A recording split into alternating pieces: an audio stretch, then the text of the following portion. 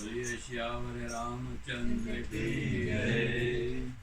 सभी प्राणी जितने भी आज भगवान के उत्सव मनाने के निमित्त अपने अपने घर आंगन से जो कुछ भी फूल फल लेकर के आए हैं, परमात्मा से विनती करते कि ऐसे अवसर हम बड़े खुश नसीब है कि आज हमें ऐसे अवसर प्राप्त हुआ है और भगवान पार ब्रह्म परमात्मा अवध में प्रकट होकर के हम सभी प्राणी को सुख शांति अमंग चैन को प्रदान किया है। और विशेषता है हम अपने धर्म को किस तरह से निभाते हैं, ये सब निर्भय हर एक प्राणी के ऊपर।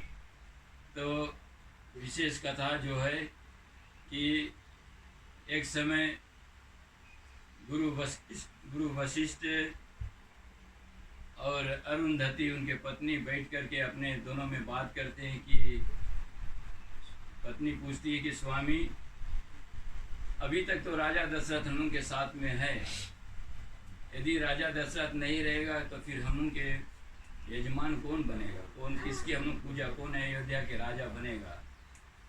तो राजा के बारे में जब इस बात को सुना तो गुरुजी मन में विचार करने लगा कि चलो देने के लिए तो मैं तैयार हूँ, लेकिन एक बात है कि किस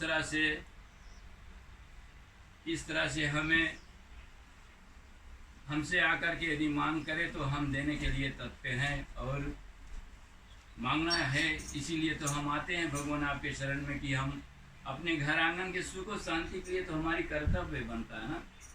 तो इसी तरह से गुरु वशिष्ठ कहता है कि कोई उपाय करो। तो सभा लगी थी, तो गुरु और अरुंधति उनके पत्नी अपने पुत्र को ले जा करके सभा में बैठी है और पुत्र रोता है, बहुत रोता है, चुप नहीं होता है।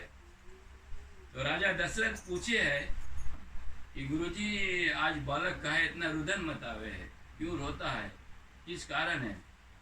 तो गुरुजी इतना सुंदर से समझे कि बोले अभी तक तो राजा दशरथ है तो पिताजी आपके पूजन पाठ सब होता है, अब राजा दशरथ के नहीं होने पे तो हम किसके साथ में अपन पूजा पाठ कराएंगे। तो राजा दशरथ के एक झटका लगा ना, सब फिर चले गए। तो राजा दशरथ अपने मन में विचार किया कि अब तो हमारे पास संतान नहीं है। अब सोचो चौथापन जब लग गए राजा दशरथ के, तब उसे पता चला कि हमारे पास संतान नहीं है। क्यों नहीं है? क्योंकि राजा दशरथ जो था पूरा अयोध्या के जितने भी वासी था सबके आपन समान था, उसे पता नहीं कि हमारे पास पुत्र नहीं है। सोचिए थोड़ा देर के लिए, गंभीर से सोचिए, जितने अवध के जितने बाल बच्चे थे राजा दशरथ सबके आपन संतान माना था। लेकिन जब उसके याद आई कि अब हमारे पास संतान नहीं है, तो मंत्री से कहा कि अब हम जाता है गुरु के द्वार पे। तो मंत्री बोले सुनना इसके अर्थ कितना सुंदर।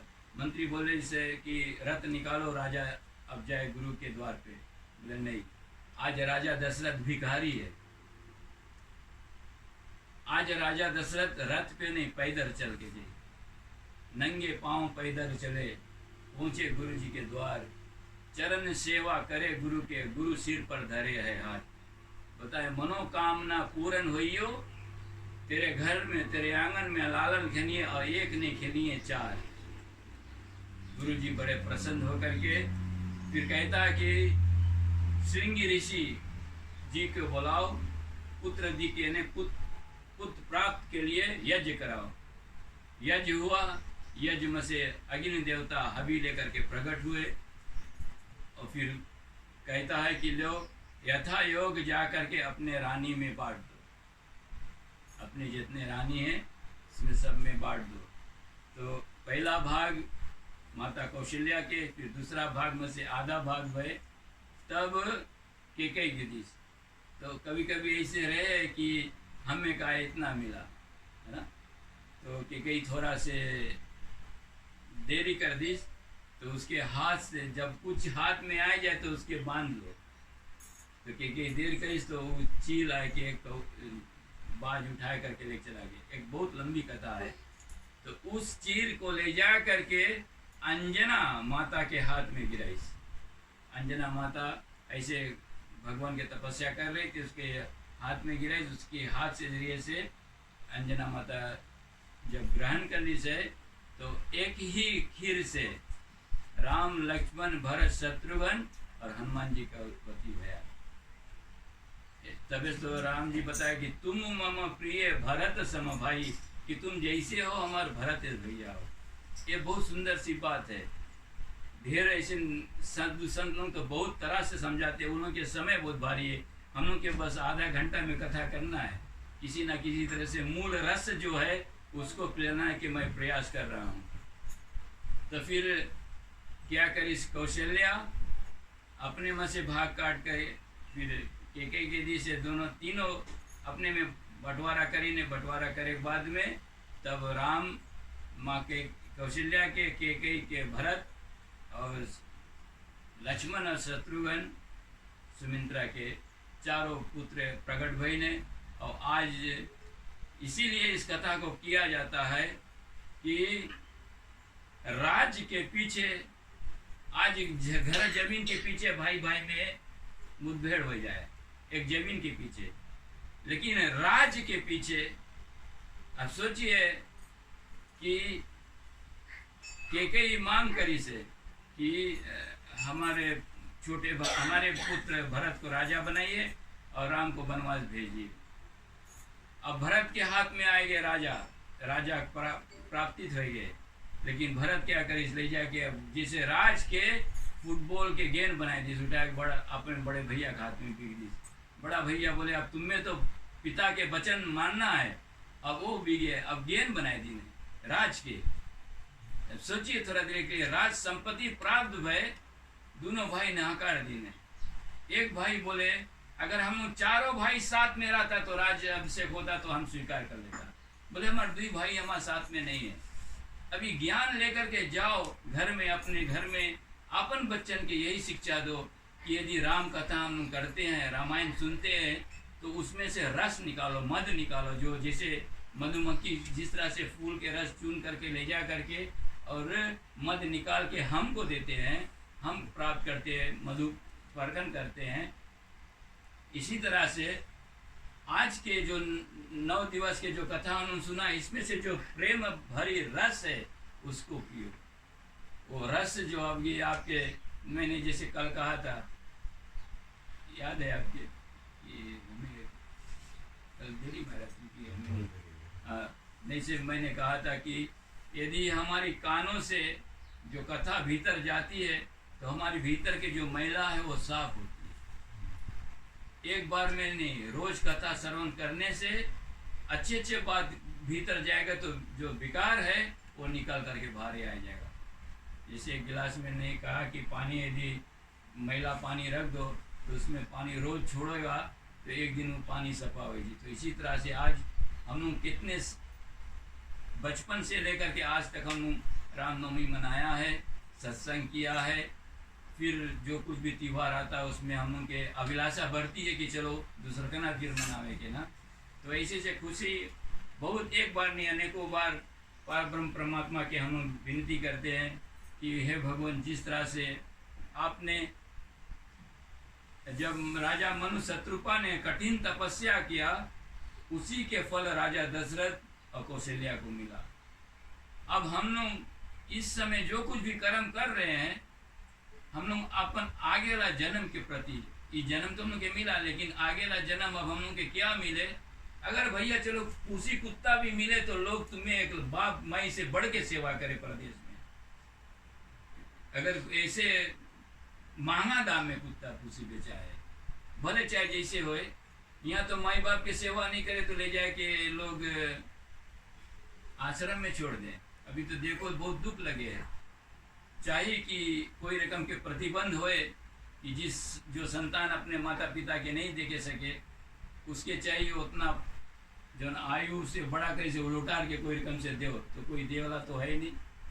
कैसे दे लौटारे से को बाल अवस्था कौन से के बालापन में जो माई बाप लोग अपन लड़कन बच्चन के पालन पोषण करी ने। और फिर एक और सुंदर बात मैं कहता हूँ, शायद जिसके तक बात पहुँचे, जिस तक बात पहुँचे, एक बेटी और एक बेटा जब घर में जन्म लेते हैं हर माता पिता की एक बहुत अभिलाषा रहता है कि किस तरह से हम अपन बच्चा के एक होनहार व्यक्ति बनाए रही। हर माता पिता के कर्तव्य बनता है। अब बेटा यदि है तो बेटा के माता पिता लगभग 20-25 वर्ष तक में पढ़ा लिखा के शादी ब्याह कराए दी। लेकिन एक बेटी जब दूसरे घर से आती है, वो 25 साल नहीं जाने कि हमारे पति के साथ कैसे बीता, वो उसी माता पिता से दूर करा देती। तो सोचो क्या ज्ञान प्राप्त होता है। एक बेटी के पास वही है। एक बेटी एक कुल के तार के और दूसरा कुल में जाके प्रवेश करे, और इतना बात सोचना बहुत भारी शक्ति है माताओं में। बेटी लोग में जो शक्ति है वो काली के रूप धर सके है, लेकिन अपने के बचाव के खातिर। तो बहुत ऐसे सुंदर सुंदर बात है जो हम प्राणी के धीरे धीरे अकेले में बैठो तो उसके याद करो, अकेले में बैठ के उसके याद करो कि हमें अवसर प्राप्त हुआ है, ये मानव तन शरीर मिला है। यदि हम पुत्र है तो हमारी कर्तव्य क्या है, यदि मैं बेटी हूँ तो हमारी कर्तव्य क्या है, बेटी के कर्तव्य क्या है। बेटी किस तरह से अपने जीवन को एक घर ने दुई घर को तार दिया, बिना डर के आपन कुल छोड़ के दूसरा कुल में आके रह लगे। इसी कथा को माता सीता, अब सोचना थोड़ा देर के लिए, माता सीता खाली 6 वर्ष के रही। 6 वर्ष के बेटी बेटा कौन चीज समझे सके। जब शादी हो गए है राम सीता लक्ष्मण भरत शत्रुघ्न उर्मिला मांडवी सुकीर्ति के, तो माता सीता माता से पूछे है कि माँ, बोले हमें कोई उपाय बताओ कि तुम्हारे याद नहीं आवे। अब हम जाता है तो माता अपने गोदी में बैठा के बतावे है, बेटी तू अकेले नहीं जाए, 3 बहन तेरे साथ में है। अयोध्या में सीता उर्मिला मांडवी सुकीर्ति 3 बहनी आई से, तीनों बहनी आकर के अयोध्या के नींव को मजबूत किया। माता सीता के नाम ज्यादा है, लेकिन उर्मिला सुकीर्ति और मांडवी के नाम बहुत नहीं आवे। भरत शत्रुघ्न के तो उस तरह से प्रचार होएगे कि भरत मुठभेड़ कर दी। लेकिन यदि आप रामायण की अच्छी से सुनोगे समझोगे तो भरत जैसा संत कोई है नहीं। ये राम बतावे कि भाई हमारा भाई। एक और छोटा सा बात है जिसे कहने के तथ्य है कि माता सीता के समझाती है कि तू अकेले नहीं है, लेकिन एक माँ के कर्तव्य बनता है। जिस घर में ब्रह्म मुहूर्त के बारे में मैंने जैसे कहा कि सुबह में जागो, अगर प्रदेश जाना है तो आदमी कितनों बजे जग के चला जाए, लेकिन रोज इस शरीर के प्रदेश भेजाना है। अगर जीव आत्मा जो नहीं शरीर में बैठा है उसके अगर हवा जवाई में बैठाना है तो ब्रह्म मुहूर्त में जागो, और ब्रह्म मुहूर्त में जागने से आपके जीवन में रोग कलेश सब दूर हो जाए। तो देवी देवता के समय है, और 8 बजे के बाद में तो दानों लोगों के समय है। वो टाइम जब जगियो तो जानो कि वही लोग के नक्षत्र में रही हो। तो सुंदर से बात है माता सीता को किस तरह से बताई से कि जाओ मात पिता गुरु और देवा, साधुन से रावण करावे सेवा। माई बाप गुरु जितना बड़े बड़े लोग हैं देवताओं के अपन बस में करके रावण साधु से करावे सेवा। राम भगवान के घर में माता सीतावती से प्रातः काल उठे रघुराई, मात पिता गुरु के शीश नवाई। तो इसीलिए मैंने कहता है कि भैया राम राम बोलो, सुबह में ब्रह्म मुहूर्त में जागो, अपने घर में एक ज्योति जलाओ, कोई भी मिले राम राम, अपन घर से शुरू करो, अपन बच्चन के वही शिक्षा दो, राम राम बोलो। शुरू में नहीं बोलिए लेकिन धीरे धीरे बोलने लगिए। तो बहुत सुंदर सुंदर बातें समय भी जा रही है। परमात्मा से यही विनती करते हैं कि हे भगवान, आपकी असीम कृपा, आपके दया दृष्टि, जिस तरह से राजा दशरथ अपने अयोध्या वासी के जिस तरह से एक भाव से देखा, हमारी दृष्टि भी ऐसी हो जाए कि हम सब के एक दृष्टि से देखें। क्योंकि सब में तुलसीदास कहे, सिया राम मैं सब जग जाना, तुलसीदास इस दोहे को लिखता है कि सिया राम मैं सब जग जाना, जगत में जितने भी प्राणी है उसमें नहीं बताया कि या कौन जात के है या कौन जात के, उसमें जितने भी प्राणी है सबके एक दृष्टि से तुलसीदास देख के तब बतावे कि सब में ईश्वर अंश है। जितने भी प्राणी बैठा है सब में ईश्वर अंश है। ईश्वर के अंश नहीं है तो प्राणी मुर्दा होकर बहुत देरी घर में भी नहीं रखा गया। बहुत सोचने वाली बात है कि अब हमें अवसर प्राप्त हुआ है, संकट कष्ट दुख से दूर जाए नहीं, इस साथ में रही। लेकिन तुम अपने आप के प्रयत्न ऐसा करो, मांग करो कि हम एक अच्छा इंसान बनने के। अब फिर एक और बात बता दी, 100 साल की आयु है तो 4 भाग में बांटो। कोई छोटा, आज तो बड़े भाग्यशाली है हमारे भारतवर्ष कि छोटे बच्चे जो रामायण राम कथा करते, जो हम उनके कान में सुने के कभी मिला नहीं। एक छोटा बालक को इतना सुंदर सुंदर कथा एक पूरा दुनिया के बारे में बतावे, कैसे बतावे? क्योंकि जहाँ से वो छोड़ी सरा वहाँ से आगे मैंने जैसे कहा, जिस जगह से आपके जीव जाता है या आपके वहाँ शुरुआत होता है वहीं से आपके प्रयाण होता है। तो अपने अपने जीवन में जो कुछ भी किया भूल जाओ, अपन आगे के बारे में सुधारो कि हमारा जीवन जो बचा है हर एक साथ में किस तरह से रही। लास्ट में मैंने देखा बहुत बुढ़ा हो जाए जब आदमी लोग तो बोले भैया बड़ा प्रेम से रहो। जब श्वासा रुके लगे है तब बताइए कि प्रेम से रहो, सबके मिल के रहो। लेकिन जब श्वासा रहे है, ताकत रहे है, जवानी रहे तो कोई नहीं चीने कि तुम हो कौन, बहुत देरी हो जाए।